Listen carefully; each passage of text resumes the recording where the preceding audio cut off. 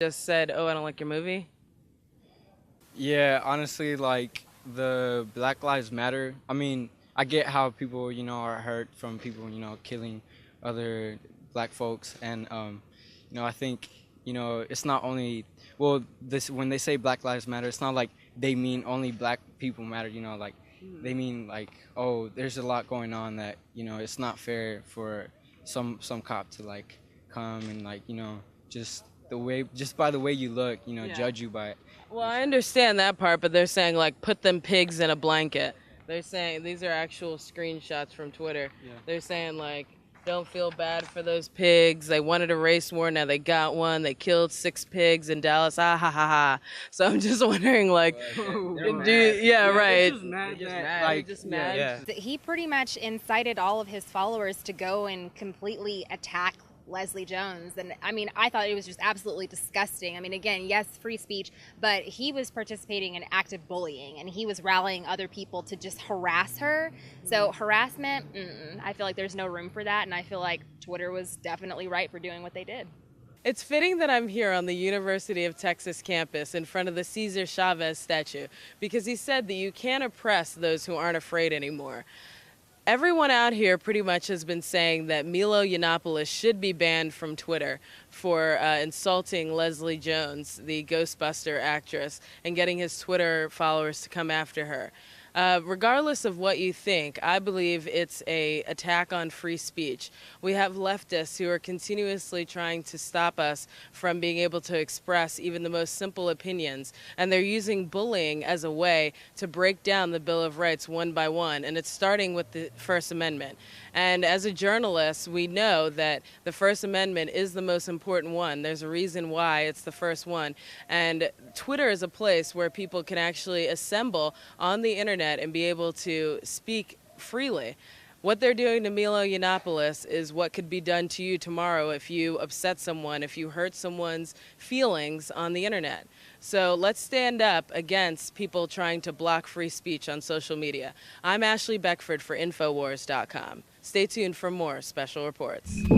Twitter has slapped a lifetime ban on Milo Yiannopoulos for saying that the new Ghostbusters movie sucked and criticising one of its lead actors, Leslie Jones. According to Twitter, Milo was banned for, quote, inciting or engaging in the targeted abuse or harassment of others. This was parroted by the New York Times, who said that Jones had suffered, quote, racist and sexist remarks rallied and directed by Mr. Yiannopoulos. Time magazine said Milo was, quote, involved in a campaign of racial harassment. TechCrunch said Milo, quote, urged on a hateful mob. BuzzFeed claimed Milo, quote, incited his followers to bombard Jones with racist and demeaning tweets. Yet there's no evidence for this whatsoever. All these media outlets are brazenly lying. This provably never happened. Milo tweeted that Jones was, quote, barely literate.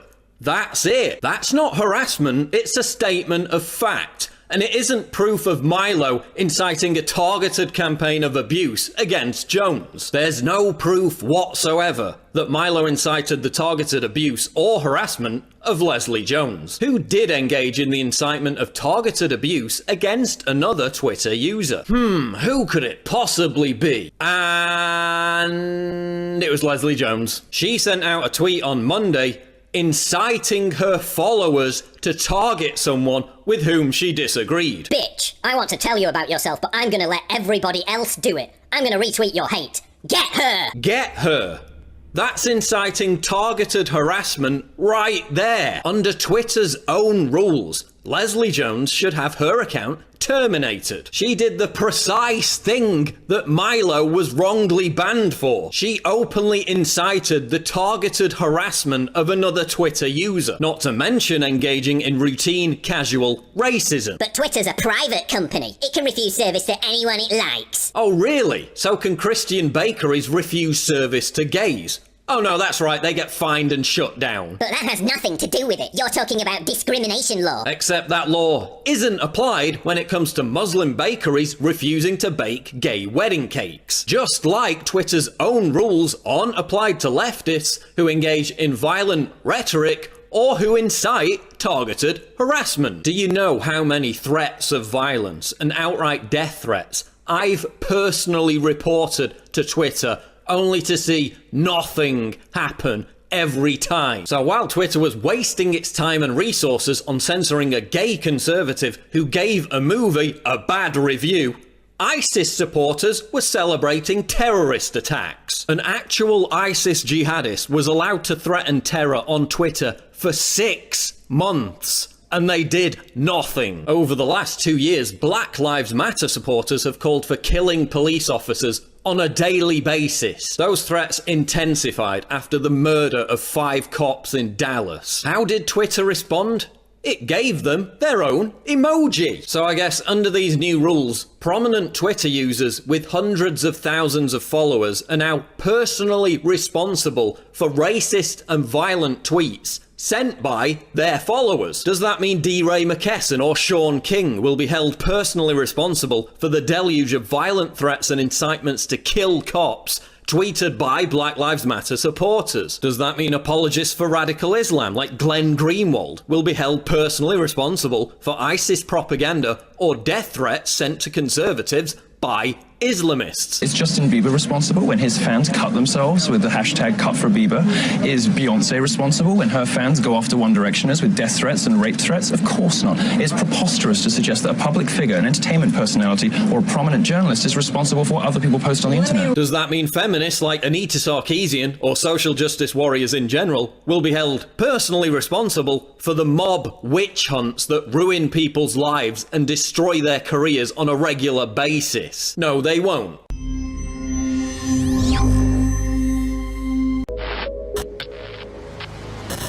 After the smoke cleared, it appears one coup leads to another. Turkish President Recep Tayyip Erdogan may or may not have been the victim of a coup by a small minority of military leadership this past Friday. The biggest elephant in the room being, had Erdogan been the target, he would have been taken out easily. However, as Michael Snyder of End of the American Dream writes, if you are going to conduct a military coup, the very first thing that should be on your list is to decapitate the current leadership structure. But even though hundreds were killed and approximately 1,400 people were injured during the short-lived conflict, not a single high-ranking official was killed or captured. And Reuters reported, at the height of the attempt to overthrow Turkish President Tayyip Erdogan, the rebel pilots of 2 F-16 fighter jets had Erdogan's plane in their sights, and yet he was able to fly on. The, quote, coup, end quote, had begun on Friday, July 15th. Erdogan was on holiday on the coast. Meanwhile, a war zone unfolded in Istanbul and Ankara. That night, soldiers ordered state television to read a statement declaring that the military had seized control. The Telegraph reported the military stated it had seized control to reinstall the constitutional order, democracy, human rights, and freedoms to ensure that the rule of law once again reigns in the country for law and order to be reinstated. But as Turkish newspaper Hurriyet reported, several soldiers have said that they had been told that they would be taking part in a military drill, and that it was only when people began to climb onto the tanks that they realized they were involved in a coup attempt. On Saturday, as the Erdogan coup subsided and another coup against the educational leaders, justice system, and religious leaders of Turkey was ignited, after speaking with Turkish officials, President Obama made a beeline to go play golf.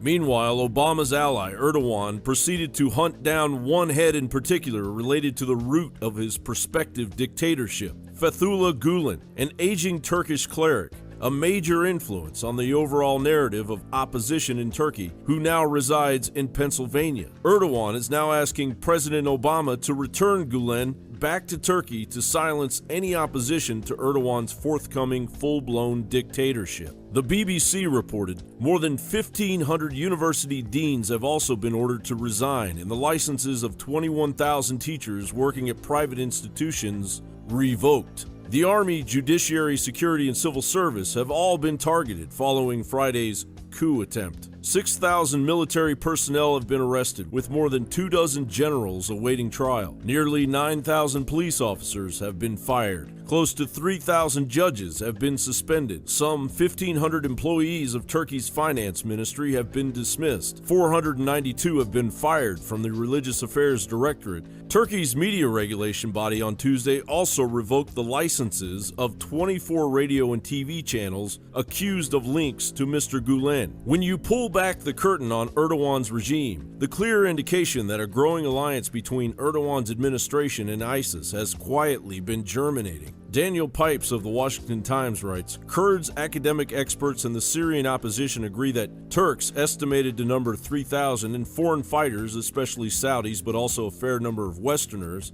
have crossed the Turkish-Syrian border at will, often to join ISIS. What Turkish journalist Gadri Gürsel calls a two-way jihadist highway has no bothersome border checks and sometimes involves the active assistance of Turkish intelligence services. In actuality, the Turks offered far more than an easy border crossing. They provided the bulk of ISIS funds, logistics, training, and arms. Turkish residents near the Syrian border tell of Turkish ambulances going to Kurdish ISIS battle zones and then evacuating ISIS casualties to Turkish hospitals. Indeed, a sensational photograph has surfaced showing ISIS commander Abu Muhammad in a hospital bed receiving treatment for battle wounds in Hatay State Hospital in April of 2014. One Turkish opposition politician estimates that Turkey has paid $800 million to ISIS for oil shipments. Another politician released information about active-duty Turkish soldiers training ISIS members. Critics note that Turkish Prime Minister Erdogan has met 3 times with someone named Yasin al-Qadi, who has close ties to ISIS and has funded it. Essentially, Turkey, a majority Sunni Muslim country, but still a secular country, home to Turks, Jews, Greeks, and Arabs, is transforming into an ISIS stronghold under the newfound popularity future dictator President Erdogan gained after his, quote, coup, unquote. John Bound for INFOWARS.com. Yeah, working classes have no nation. And that's true. And I said it to the guy over there, man. That's the reason. Well, you can disagree. I disagree with you. Well, that's fine. If you spent your time, though, instead of protesting, like building your own business and making yourself successful. Well, no. Yeah, say fuck that. So you're missing the key point. We're against businesses. Why would we create our own business if we're against Let me tell you business? why would you work? How are the workers going to control the means of production if they don't want to work? And worker cooperations. We have some. Baltimore just opened a worker cooperative. Just like a little bit ago. Would the unions of workers come together and make a business for workers to work at? It's not exactly a business because there's no surplus wealth going to capital. It would be a business. It's an industry. We have to reinvest in your business to make things happen in the But see, future. here's my argument against co-ops, because I don't think co-ops is enough. I think, once again, it's all about democratic control of means of production. Well, right now it starts with co-ops, so. Co-ops play a role. I'll give you that, comrade. It helps. And if you don't want it, I'll start another Trotskyist splinter party right now. I'll have to see if you guys don't get that, dude. Are y'all from, no, I'm getting it all. Are y'all from No, I mean, here, like, you don't get it. No, yeah, I don't get anything. That's right. That's funny. Well, he doesn't know who Trotsky is. I know who Trotsky is. Okay. Great. Wow. Yeah. You're learning something. Maybe they'll actually read Marx this time before they criticize. I just think it's funny that what I mentioned, why don't you go form your own business and work on that instead of just holding signs. Dude, no, here, once again, let's talk back to the other question we were talking about in terms of the working classes, man. Like, once again, the working classes are where it's all about, right? We have more in common with a working class person from another country than I do with any capitalist from here. Or fascist, like some of these other fucking people. You should go talk to them, Mr. Eugenics down there. And who do you consider? Well, I don't know. Yeah, there you go. I mean, I don't know. I'm against eugenics. Okay, cool. Are you guys? No, I would say. You're INFOWARS. I highly doubt that. Really? No, we made a whole film about eugenics. About eugenics. They're crazy, but they're not eugenics crazy. Yeah. Where'd you get that shirt from? Huh? Oh, my union. Did you buy it? No, a union. It was union labor. Our union made it. They grew the. Our union workers made it, and then they built it. Printed it, and we got it from union. So where did they buy it? We got it all union. It was all union, the whole way out. All union. You can go to our website and check it out. Yeah. Union cotton fields, everything. Union, you organize workers, and we did. We organized workers at Sakuma Farms. We stood in solidarity with them. We said, no one's buying berries unless the farm workers, the ones who pick the berries, get their just desserts. And we did. We're still on an active campaign against. They're talking about organizing with them. So, all right. Yeah. Well, we're gonna agree to disagree. I'll put my hand out to shake it if you want. We're not making a middle see? Yeah, no, not gonna fall for that. No, not gonna fall for that. Logical fallacy. All right. All right. All right. We know this is what we're up against, people.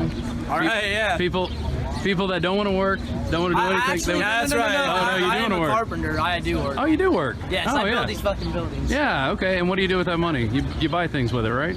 That's what makes the world go round. It's always has percentages. So let's pay them shit wages so they can't buy any of our shit. Capital's gonna collapse on itself. Work for yourself. Work for yourself. That's what it's all about. Actually, I kind of do work for myself.